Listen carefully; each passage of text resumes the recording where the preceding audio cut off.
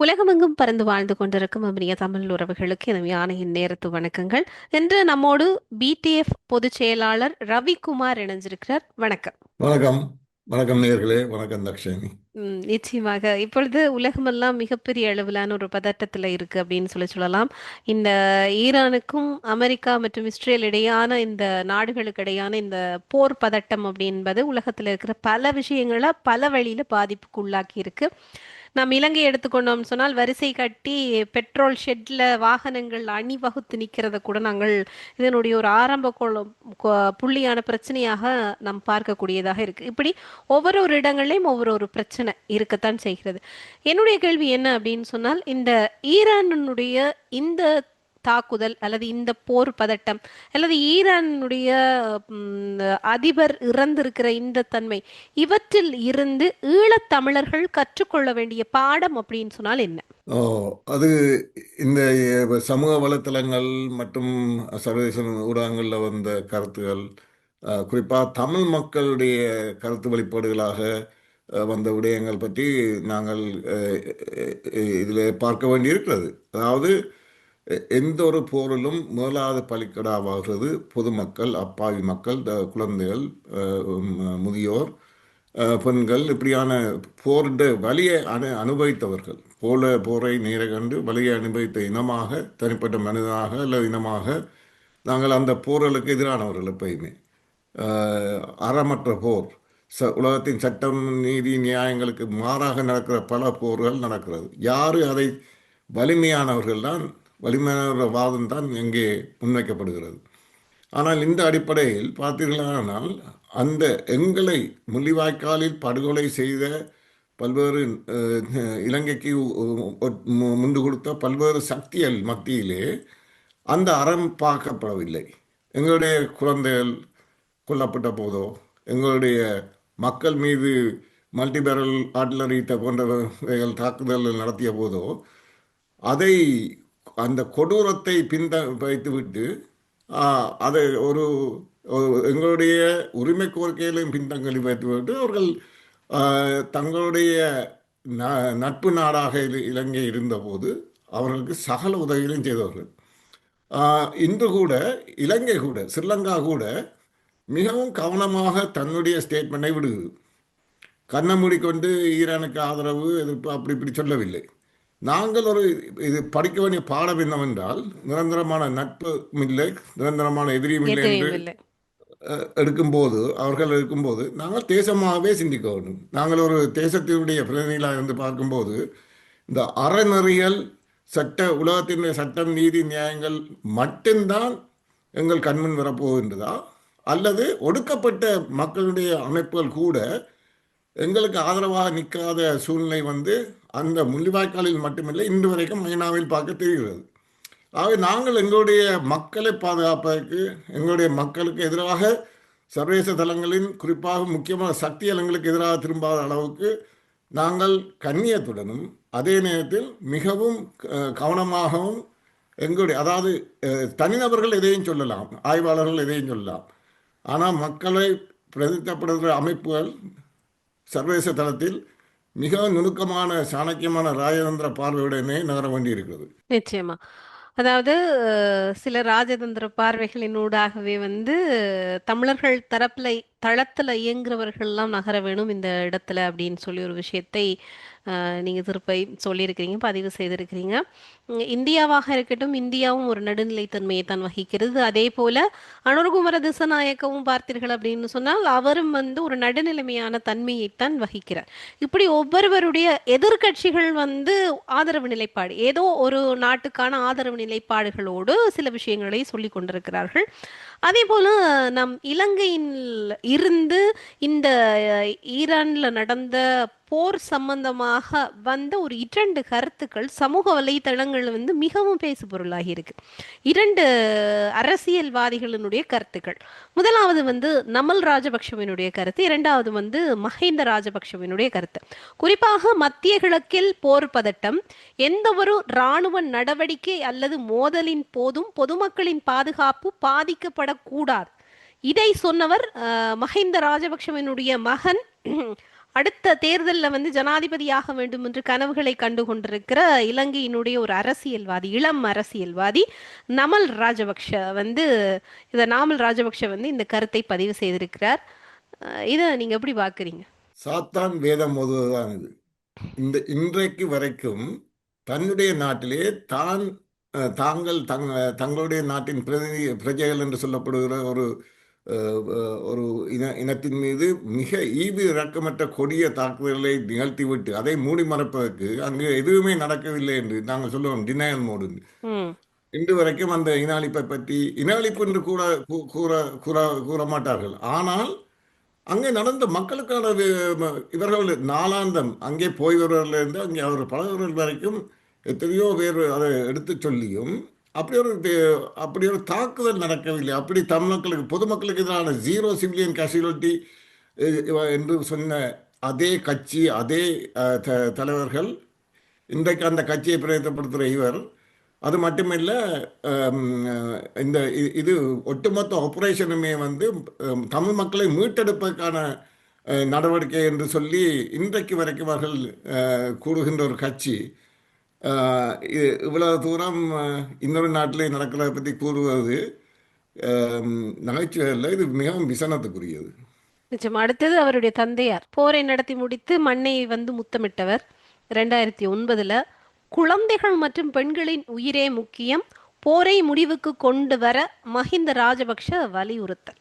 இந்த ஈரான் போர், நீங்க இதை எப்படி எடுக்கிறது, இதை எப்படி பாக்குறீங்க? உங்களுக்கு தெரியும், செஞ்சோலை படுகொலைகள் உட்பட எத்தனையோ ஆயிரம் குழந்தைகள் மீது, சிறு பிள்ளைகள் மீது, சிறார்கள் மீது நடத்திய குரூர தாக்குதல். அது அவர்கள் உணவுக்காக, கஞ்சிக்காக வரிசையில் நிற்கும்போது நடத்தப்பட்ட தாக்குதல் சம்பந்தப்பட்ட பதிவுகள் எங்களிடம் இருக்கிறது, சாட்சியங்கள் இருக்கிறது. ஐநாவுக்கு அதில் கொடுத்துருக்குறோம். அப்படி இருக்கும்போது இப்போது எங்கே இருந்து வந்த இந்த மனிதாபிமானவர்களுக்கு தங்களுடைய நாட்டுக்குள்ளே தங்களுடைய பிரஜைகள் என்று சொல்லப்படுகிற அந்த இனத்துக்கு எதிராக நடந்த குரூரமான தாக்குதல்கள் எல்லாம் மூடி மறைக்கப்பட்டவர்கள் பட்டு இது வேறொரு நாட்டிலே வரும்போது மட்டும் ஏன் இந்த பிரச்சனை, இந்த அணுகுமுறை வருகிறது?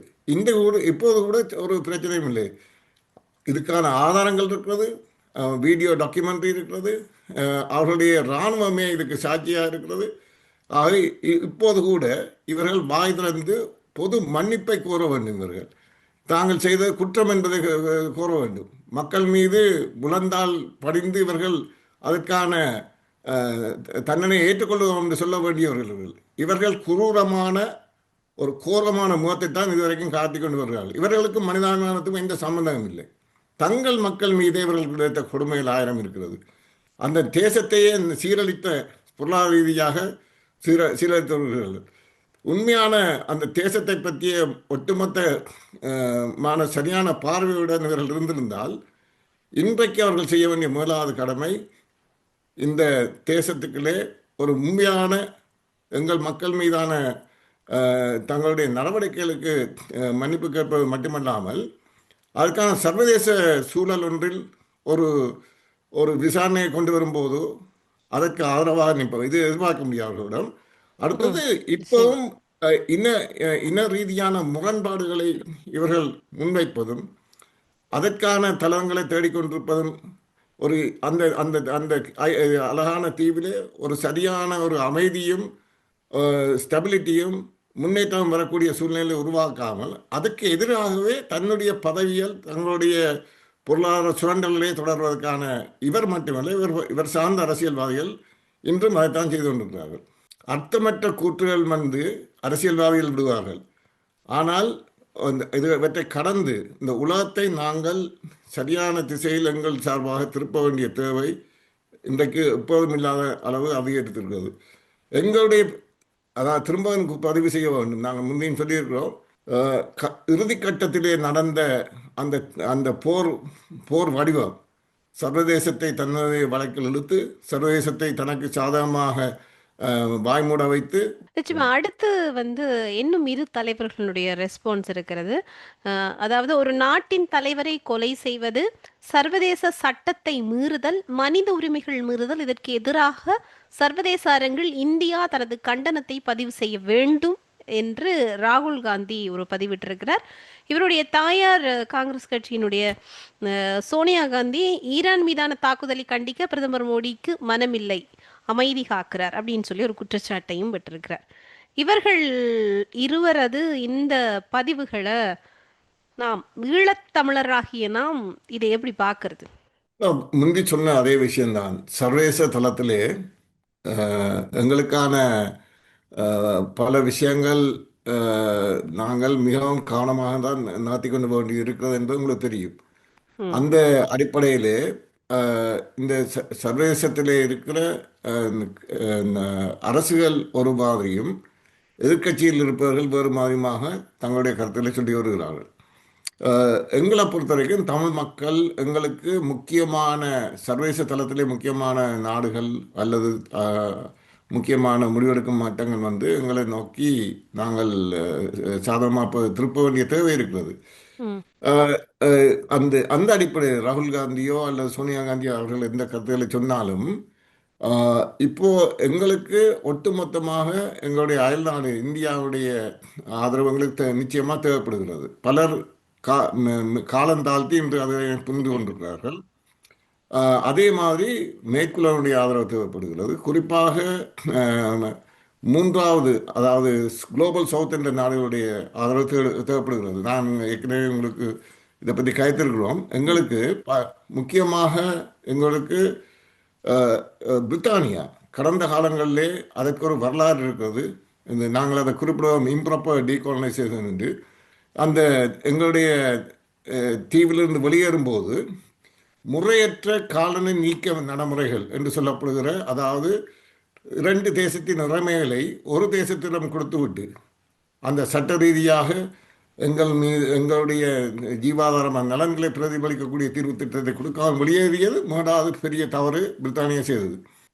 ஆனால் பிரித்தானியா இன்று உள்ள நிலைமையில் தன்னைத்தானே பாதுகாப்பதற்கு திணறும் இந்த சூழ்நிலையில் பிரித்தானியா என்ற ஒரு நாடு இந்த இலங்கைக்குள்ளே, அதுவும் குறிப்பாக இலங்கைக்கு சர்வதேசத்தின் பல்வேறு சக்திகளின் ஆதரவு இருக்கும்போது தனித்துவமாக தான் தனியாக நின்று எதையும் செய்ய முடியாது. அதே மாதிரி சின்ன நாடாக இருந்தாலும் நோர்வே 2001-2 தலையிட்டு அங்கே ஒரு டிஃபெக்டோ ஸ்டேட் இருந்ததையும், அந்த டிஃபெக்டோ ஸ்டேட் பலமான ஒரு டிஃபெக்டோ ஸ்டேட்டை அந்த ஸ்ட்ரக்சர் வந்து பலவீனமாக்கப்பட்ட போது, அதற்கு பின்னர் பொதுமக்கள் படுகொலை செய்யப்பட்ட போது அதிலிருந்து முக்கியமான தன்னுடைய பொறுப்பதிகாரத்தை துறந்து இன்று வரைக்கும் அந்த நாட்டிலே தலையிடாத ஒரு கொள்கையை வைத்திருப்பது மிகவும் தவறானது. அப்போ நோர்வேயில் இருக்கிற மக்களுடைய பிரதிநிதிகளும் அதை தட்டி கேட்கத்தான் வேண்டும். இந்த 2 நாடுகளுக்கு அப்பால் ஐரோப்பிய ஒன்றியம் உட்பட மேற்குலகு அந்த போர் நடந்த காலகட்டத்திலே கையாண்ட விதமும், இறுதி கட்டத்திலே அவர்கள் தலையிட்டு நிறுத்த வேண்டும் என்று சொன்ன விதமும், அதை அடியொற்றி ஐரோப்பிய ஒன்றிய நாடுகளுக்கும் ஒரு பொறுப்பு இருக்கிறது. ஜிஎஸ்டி பிளஸ் போன்ற சலுகைகள் இன்றைக்கு வரைக்கும் கொடுத்து கொண்டிருக்கிறார்கள். அமெரிக்கா, அதைத் தொடர்ந்து கனடா, அதனைத் தொடர்ந்து யூகே சில அழுத்தங்களை பாதித்திருக்கிறது. குறிப்பாக சொல்ல போனால் யூனிவர்சல் ஜூரிஸ்டிக்ஷன் என்கிற உலகளாவிய நியாயாதிக்க பொறுமையை பாவித்து இந்த நாடுகள் சில முக்கியமான குற்றவாளிகளை பட்டியலிட்டு தடை செய்திருக்கிறது. அவர்கள் இந்த நாடுகளுக்கு வர முடியாது. ஆனால் மனித உரிமை சார்ந்து இந்த நாடுகளை விட கூட கரிசனை கொண்ட ஐரோப்பிய ஒன்றிய நாடுகள் இன்று வரைக்கும் அந்த சர்வதேச நியாயாதிக்கத்தை, யூனிவர்சல் ஜூரிஸ்டிக்ஷனை அடிப்படையான அங்கே சட்டத்திட்டங்கள் இருக்கிறது. ஒரு நாடோ அல்லது ஐரோப்பிய ஒன்றியமோ இதனை பற்றி இதுவரைக்கும் நடவடிக்கை எடுக்கிறது கண்டிக்கத்தக்கது. அதிலே அங்கே செயல்படுகிற மக்கள் அமைப்புகள் இதில் கூர்ந்த கவனம் எடுத்து இதனை பில் பண்ணினால், ஒரு உதாரணமாக முக்கியமான 2-3 நாடுகள், பிரான்ஸ், ஜெர்மனி போன்ற நாடுகள், அதையொட்டி ஏனைய நாடுகள், சிறிய நாடுகள் இந்த தடைகளை மாறி மாறி போடும்போது எங்களுடைய அழுத்தங்கள் இலங்கையினுடைய இதில் குற்றமிழைத்தவர்கள் மட்டுமே இல்லை, இலங்கை எல்லாம் சரியாகத்தான் நடக்கிறது என்ற தோற்றப்பாட்டை காட்ட விளக்கிடும் புறப்படும் இந்த என்பிபி அரசாங்கம் அதனுடைய அணுகுமுறை உடைக்கப்படும். அப்ப நிச்சயம். இதுல ம். எங்களுடைய இந்த மக்கள் இடத்துல எனக்கு ஒரு கேள்வி இருக்கு. என்னன்னு சொன்னா, நீங்க என்பிபி அரசாங்கம் அப்படின்னு சொல்லுகிற போது, இப்ப என்பிபி அரசாங்கம் வந்து பார்த்தீர்கள் அப்படின்னு சொன்னா, பொருளாதார ரீதியில குற்றமிழைத்தவர்கள் அப்படின்னு சொல்லி, போர் குற்றத்தோடு ஏதோ சம்பந்தம் இருக்கும் சில நபர்களை எல்லாம் கைது நடவடிக்கை போன்றவற்றுக்குள்ள வந்து இழுத்து விடுறத பார்க்கக்கூடியதா இருக்கு. இதுக்கு பின்னால ஏதாவது ஐநா மனித உரிமைகள் சபையிலையோ அல்லது இந்த மாதிரியான உலக நாடுகளை வந்து திருப்திப்படுத்துகிற விதங்களாக ஏதாவது விஷயங்களை பேசுறதுக்கான ஏதாவது அரசியல் திட்டம் இருக்குன்னு நினைக்கிறீங்களா?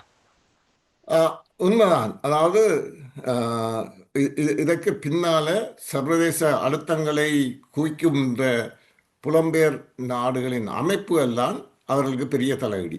அது ராஜபக்சவாக இருந்தா என்ன, மைத்திரிபால ரணிலா இருந்தா என்ன, அல்லது இந்த அரசாங்கமாக இருந்தா என்ன, சர்வதேசத்தின் தலையீடை அவர்கள் முற்றாக விரும்பவில்லை. அது தங்களுடைய தனித்துவமான நாட்டுகள் இறமையை மீறும் செயலாகத்தான் தாங்கள் மட்டுமல்ல தங்களுடன் நிற்கின்ற சீனா, பாகிஸ்தான் போன்ற நாடுகளை வைத்தும் ஐநாவிலே தொடர்ந்து அடித்து கொண்டிருக்கிறார்கள். அப்போ அப்படி இருக்கும்போது இந்த அரசாங்கம் ஒன்றும் விதிவிலக்கல்ல. எல்லாரும் ஒரே அணியிலே தான் நிற்கிறார்கள். அப்போ இதை எப்படி தங்களுடைய நாட்டிற்குள் இந்த சர்வதேச தளத்தினுடைய இந்த செயல்பாடுகளை பின்தள்ளி தங்கள் கைகள் எடுப்பதற்கான சில வழிமுறைகளை ரணிலும் ஒரு எடுத்த மாதிரி அதை விட மிக முக்கியமாக இந்த அரசு தன்னுடைய கையிலே எடுத்திருக்கிறது. அதற்கு எங்களுடைய மக்கள் அளித்த வாக்கு ஆணை. எங்களுடைய கைகளை எடுத்து எங்கள் கண்களை குத்திய மாதிரி இன்றைக்கும் கூட அந்த தவறு நடக்கிறது. ம். அதற்கு காரணம் எங்களுடைய அங்கே இருந்த அரசியல் கட்சிகளுடைய கட்சி. பிள்ளைகள். அந்த கட்சிகள் நிச்சயமா. விட்ட பிள்ளைகள். இதுதான் என்னுடைய அடுத்த கேள்வியோடைய சாராம்சமா இருக்கு. என்ன அப்படின்னு சொன்னா, இப்ப வடக்கு கிழக்குல வந்துட்டு மக்கள் கொடுத்த ஆணையில மிக முக்கியமானது இப்ப என்பிபி அரசாங்கத்துக்கு சில ஆசனங்களை வந்து மக்கள் கொடுத்து விட்டார்கள் அப்படின்னு சொல்லலாம். இது மிகப்பெரிய அளவிலான பாரதூரமான ஒரு விளைவுகளை அடுத்தடுத்த காலங்கள்ல வந்து சந்திக்கக்கூடிய மாதிரி இருக்கு. இது இப்ப அனுரகுமார திசநாயக்கவுக்கு நாங்கள் வடக்குக்குள் நுழைந்து விட்டோம்னு சொல்லி உலக தரத்துல வந்து நாங்கள் தமிழ் மக்களின் காவலர்கள்னு சொல்லி ஒரு போர்வையை போட்டு அல்லது ஒரு திரையை போட்டு காட்டுறதுக்கான வாய்ப்புகளும் இருக்கு. இது எங்களுடைய இறைமையை எவ்வளவு தூரம் எல்லாம் பாதிக்கும், இப்படி நிறைய சிக்கல்கள் எல்லாம் இருக்கு. ஆனால் இதுல முக்கியமாக நம் மக்கள் தரப்புல இருந்து மக்கள் மத்தியில இருந்து பார்க்க போனால் அங்க இருக்கிற அரசியல் கட்சிகளுக்குள்ள இருக்கிற உள்ளக சண்டை, உள்ளக பிரச்சனை, உள்ளக சிக்கல், மாறி மாறி ஒருவர் மேல் ஒருவர் அவதூறு பரப்புதல், ஒருத்தருடைய தனிப்பட்ட விஷயங்களை வெளியில பேசுதல், இப்படி எல்லாம் நிறைய சிக்கல்கள் இருக்கு. இப்போ நிலத்தில் இருக்கிற மக்களினுடைய இந்த சிக்கல்களை தீர்க்கிறதுக்கோ அல்லது ஏதாவது ஒரு நடவடிக்கை எடுக்கிறதுக்கு புலத்தில் இருக்கிற கட்டமைப்புகள் ஏதாவது வேலை திட்டத்தை வச்சிருக்கிறீங்களா? நீங்கள் உட்பட உங்கள் கட்டமைப்பு உட்பட ஏதாவது வேலை திட்டம் இருக்கா? இது கண்டிப்பாக ஒரு முக்கியமாக எங்களுடைய நாட்டில் நடந்தாக வேண்டிய, அதாவது தமிழ் கட்சிகளை ஒன்றிணைக்க வேண்டியது ஒரு மிகப்பெரிய கடமையா இருக்கு. இந்த வேலை திட்டத்தை செய்யறதுக்கு யாராவது முன் வந்திருக்கிறீங்களா? அதுக்கான ஏதாவது வேலை திட்டம் இருக்கா? தாக்ஷாயணி, உங்களுக்கு தெரியும், நாங்கள் குருட்டாம்போக்கில் நாங்கள் எந்த கட்சிகளையும் எந்த தனிநபர்களையும் அடிப்பதில்லை. பொது வழியிலே அதற்கு காரணம் இருக்கிறது என்னன்னு சொன்னால், தமிழ் மக்கள் குறிப்பாக நாட்டிலே இருக்கிற அந்த மக்களுடைய பிரதிநிதித்துவப்படுத்த சக்திகள் வந்து பலமாக இருக்கணும். ஒன்றாக பொது அடிப்படையிலே பொது கோரிக்கைகளை முன்வைத்து அதன் அடிப்படையில் அவர்கள் ஒன்றாக இணைய வேண்டும். டிஎன்ஏ உருவாக்கத்துக்கு காரணம் பல்வேறு முரண்பட்ட சக்திகளை கொண்ட ஒரு கதம்பமாக டிஎன்ஏ உருவாக்கியதற்கு அந்த தமிழ் தேசியத்தை வழிநடத்தியவர்கள் எடுத்த முடிவு அது மிகவும் தீர்க்க தரிசனமானது. அந்த டிஎன்ஏ வந்து பலவீனமாக்கப்பட வேண்டிய முடிவுகள் அங்கே இருந்த கட்சிகளுக்கு மட்டுமல்ல, புலம்பெயர் நாடுகளில் இருந்தும் அந்த அழுத்தம் போயிருக்கிறது. அது இன்றைக்கு அந்த கட்சிகள் துண்டு துண்டா சிதறிக்கு பின்னாலேயும் அந்த கட்சிகளுக்குள்ளேயும் சிதைவு வந்திருக்குது. அதற்கு அங்கே இருக்கிற கட்சியினுடைய தனிநபர்களும் காரணமாக இருக்கிறார்கள். தனிநபர்கள் இந்த போராட்டத்தை சரியான முறையில் உலகத்துக்கு எடுத்து செல்லாமல் தங்களுடைய நோக்கு நிலையிலிருந்து தங்களுடைய அனுபவங்களிலிருந்து இதை இதை கையாள முற்பட்ட மிகப்பெரிய தவறு. எந்த ஒரு மக்களுடைய பிரதிநிதியும் எந்த ஒரு நாடுமே சர்வதேச தளத்தில் போயிருந்து வந்து தான் ஒரு சுத்தமான மனிதராக இருந்து கொண்டு ஒரு ஜட்ஜ்மாக இருந்து கொண்டு இது பிள்ளை அது பிள்ளைன்னு சொல்ல மாட்டார்கள். பெரிய வளர்ந்த நாடுகள் கூட அதனுடைய அம்பாசிடர்கள் வந்தால் நாங்கள் எங்கேயும் பார்க்கலாம், தன்னுடைய நாட்டினுடைய நிலப்பாட்டில் தீர்க்கமாக அதற்குரிய ஆதாரங்களை முன்வைத்து வாதாடுவதை தவிர தான் ஒரு நடுநிலையமாக இருந்து அதற்கான நாங்களும் பிள்ளை அவர்களும் பிள்ளை என்ற அந்த வாதத்துக்கு அவர்கள் செல்வதில்லை. அவருடைய வேலை என்ன? தன்னுடைய நாட்டினுடைய நலன்களை பேணுவது. அப்போ இப்படியான பல முரண்பாடுகள் அங்கே இருக்கிறது. இருந்தாலும் நாங்கள் அன்று தொட்டு இன்று வரைக்கும் அந்த தமிழ் தேசிய மக்களுடைய திரட்சி ஒன்றாக இருக்க வேண்டும். அதிலே சக்திகள், பிழையான சக்திகளை வழிக்கு கொண்டு வரணும், அல்லது அவர்களை விட மற்றவர்கள் இனியவர்கள் சரியான போக்கில் உள்ளவர்கள் அதிலே பொறுப்புக்கு வர வேண்டும். அப்போ அந்த அடிப்படையில் இன்று இருக்கிற பரிதாபத்துக்குரிய நிலை பல கட்சிகள் சிதறி சிதறி போனது. அதனை எப்படி ஒருங்கிணைப்பு என்பது கடந்த 2 வருஷமாக நாங்கள் முயற்சித்திருக்கிறோம். அதற்கான ஆதாரங்கள் இருக்கிறது. அந்த அதாவது தமிழ் மக்களுடைய திரட்சி, தமிழ் மக்களுடைய அரசியல் பிரதிநிதிகளுடைய திரட்சியும் ஒட்டுமொத்தமான தமிழ் மக்களுக்கு நம்பிக்கை கொடுக்கும். அந்த நம்பிக்கை வெறுமனே தாங்கள் ஒன்றாக சேர்வது மட்டுமல்ல, அது ஒரு முக்கியமான காரணம். அதற்கான முயற்சியில் எடுக்கிறோம். தமிழரசு கட்சி, மெயினிய கட்சிகள் அதாவது டிடிஎன்ஏல இருக்கிற கட்சிகள், மற்றது கஜேந்திரமாவுடைய கட்சி போன்ற, டிஎன்பிஏ போன்ற அனைத்து கட்சிகளும் சில கோரிக்கைகளின் அடிப்படையில் தெளிவாக விவாதித்து அந்த கோரிக்கைகளை முன்வைத்து ஒரு அணிக்குள் வர வேண்டும். அது ஒரு செயல்படுத்தக்கூடிய திட்டங்களின் அடிப்படையிலேயும் சொல்லணும். அதாவது நாங்கள் கோரிக்கைகளை மட்டும் முன்வைக்கிறோம், நாங்கள் தான் அவரை விட கூட நல்ல கோரிக்கைகளை வைத்திருக்கிறோம் என்று சொல்வது வெறும் காகிதத்துக்கு சமமானது. நீங்கள் கோரிக்கைகளை மட்டும் முன்வைத்தால் போதாது. அதனை அடையக்கூடிய மார்க்கங்களை, வழி வரைபடங்களை முன்வைத்து நீங்கள் அதை செய்து கொண்டு போகணும். அது உங்கள்கிட்ட 1 MP இருந்தான 10 MP இருந்தான நீங்கள் இப்போ நாங்கள் சில விஷயங்களை சொல்லும்போது நாங்கள் அதை செய்யக்கூடிய வடிவங்களையும் சொல்லி அதனை செயல்படுத்தி கொண்டு வரோம், முன்னேற்றத்தை காட்டுகிறோம். அது மக்களுக்கு நம்பிக்கை கொடுக்கிறது. நாங்கள் செய்யாமல் இருந்தோம் அடுத்தவரை குறை கூறுவது மிகவும் பிழையான விஷயம். அடுத்தவர் பிழையான வழியில் செல்கிறாங்கன்னா நீங்கள் அதனை சரியான முறையில் நீங்கள் இங்கே ஆய்வாளர்கள் உட்பட அரசியல்வாதிகள் சிலரில் இருக்கிற பிரச்சனை என்னென்றால், அது நடக்கவில்லை, இது நடக்கவில்லை, இதுதான் சிறந்த கோரிக்கை, அதுதான் சிறந்த கோரிக்கை என்று சொல்லிக் கொண்டிருக்கிறார்களே தவிர அந்த சிறந்த கோரிக்கையை எப்படி அடைவது, அதற்கான நடைமுறை திட்டம் என்ன, நாங்கள் அதை செய்து காட்டி கொண்டோம் என்று சொல்பவர்கள் மீதுதான் மக்கள் அபரிமிதமான நம்பிக்கையும் அன்பும் வைத்து அவர்களை தொடர்வார்கள். இதுதான் கடந்த கால போராட்ட வரலாறு. இங்கே தான் அந்த தவறுகள் இழைக்கப்படுகிறது. கோரிக்கைகளை முன்வைத்தால் காணும், மற்றவர்கள் செய்ய விடவில்லை என்று குற்றம் சாட்டுவதோ, அல்லது யாரோ பார்த்து கொள்ளட்டும் என்று தமிழ் மக்களுக்கு அதீதமான நம்பிக்கையை கொடுத்து விட்டு பிறகு அது அது ஒரு அந்த அந்த விஷயத்தை கதைக்காமையே ஒதுங்கிக் கொள்வார்கள். தமிழ் மக்கள் ஏதோ பெரிய விஷயங்கள் நடக்கப் போகும் என்று எதிர்பார்ப்போடு இருந்துவிட்டு பிறகு யாருமே எதுவும் செய்யவில்லை என்ற குறைபாடுகளை உண்மையாக செயல்படுபவர்கள் மீதும் கண்டனங்களை தெரிவிக்கிறார்கள். நாங்கள் ஒரு விஷயத்தை எடுத்தால் அதனை நடைமுறைப்படுத்த கொண்டு போவதிலே, முன்னேற்றத்தை காட்டுவதிலே உறுதியாக குறியாக இருக்க என்பது பிரித்தானிய தமிழர்கள் அந்த விதத்தில் நடக்கும். இப்போ நீங்கள் கேட்ட கேள்விக்கான சரியான பதில் என்னென்று சொன்னால், நிச்சயமாக சிதறிப்போன கட்சிகள், தமிழ் தேசியம் கதைக்கிற அத்தனை கட்சிகளையும் ஒரு தளத்துக்குள் கொண்டு வர வேண்டும். அவர்கள் வைக்க வேண்டிய கோரிக்கைகள் அது அரசியல் கோரிக்கை, அதாவது அரசியல் தீர்வு திட்டமான சம்பந்தப்பட்ட கோரிக்கைகளாக இருந்தால் அவர்கள் வைக்கிற கோரிக்கைகள் அவர்கள் கோரிக்கைகளை மட்டும் வைக்காமல் எப்படி தாங்கள் அதில் என்ன ரோலை எடுத்து செய்ய போகிறோம், எப்படி அதனை அடைய போகிறோம், சர்வதேச மட்டத்திலிருந்து எப்படியான அழுத்தங்களை கொண்டு வர போகிறோம் என்பதையும் சொல்ல வேண்டும். ரெண்டாவது, இதே நேரத்தில் இந்த ஐநா வேலை செய்யாது, ஐநாவில் எதுவும் இல்லை, இந்த ஐநா தான் எங்களை அழுத்த சொன்ன 2009 தொடர்ந்து இன்று வரைக்கும் அந்த விசனங்களை தூண்டி விடுகின்ற பலர் இருக்கிறார்கள். நிச்சயமாக நாங்கள் அவற்றை செவி மடுப்பதில்லை. ஏனென்றால் ஐநாவினுடைய பலவீனம், மற்றது உலகளாவிய கட்டமைப்பில் ஐநாவுக்குரிய பங்கு என்பது, அல்லது சர்வதேச நிறுவனங்களுடைய பங்கு என்பது தெரிந்தவர்கள் இப்படி கதைக்க மாட்டார்கள். ஐநாவுக்குள் எந்த காலத்திலேயும் ஒரு நிலப்பாட்டிலே ஒரு அணியாக ஐநாக்குள்ளே ரெசல்யூஷன் பாஸ் பண்ணது கிடையாது.